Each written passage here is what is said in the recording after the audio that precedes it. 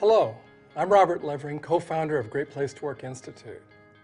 In this short video, we're going to identify the key factors that make a workplace great for employees, as well as the reasons why managers find it so advantageous to work in these companies. My own personal journey into the realm of great workplaces started in the early 1980s when an editor from a New York publishing house asked whether I'd be interested in writing a book entitled The 100 Best Companies to Work For in America.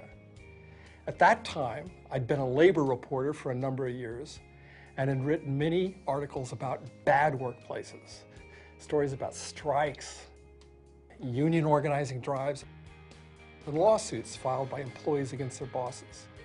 So I doubted there was enough material for the book she had proposed, and I suggested writing a book entitled The 100 Worst Companies to Work For in America. She said, "Sorry, Robert, but we don't have enough lawyers on our staff to publish that book."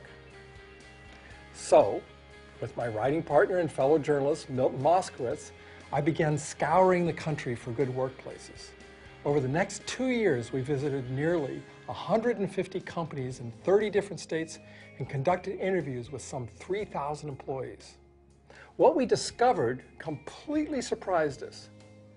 Now, many of the companies had remarkable perks or benefits, like the ones that offered free lunches in their cafeteria with calories printed on the menu instead of prices, or employee-owned retail stores where clerks were retiring as millionaires, or places with amazing on-site recreation facilities such as swimming pools and fishing ponds, or even firms with on-site daycare centers, a real rarity 30 years ago. Now, though these perks were fun to write about and probably helped to make the book into a bestseller, what really impressed me was the spirit within these companies. You could feel that spirit when you first walked in the door, often just by how the receptionist greeted you, or how the employees interacted with each other in the hallways in such an open and friendly way. I began to ask, what did these companies have in common?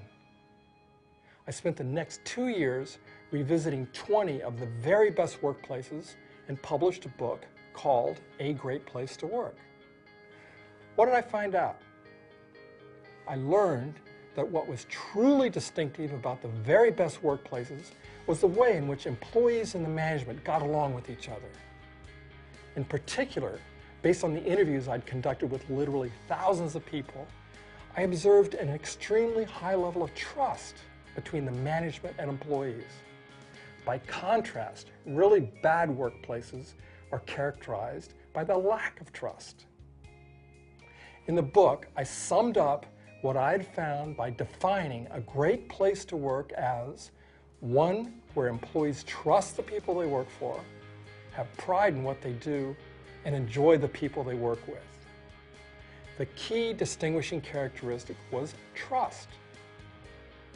Since that time, I've continued on my journey into the realm of great workplaces and, with Amy Lyman, co-founded the Great Place to Work Institute, which now operates all over the world and does lists of best workplaces in more than 40 countries.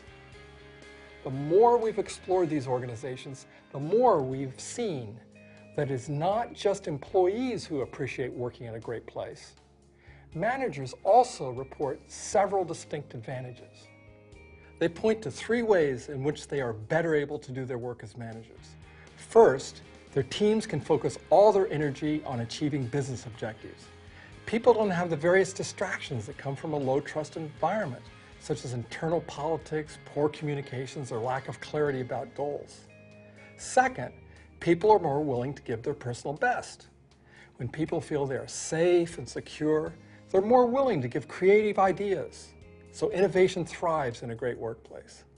And finally, managers say that people cooperate better. That's because people view each other as more than merely co-workers when they trust each other. They often use the term team or even family to describe this feeling of belonging to something bigger than themselves. And they often say they simply have more fun at work.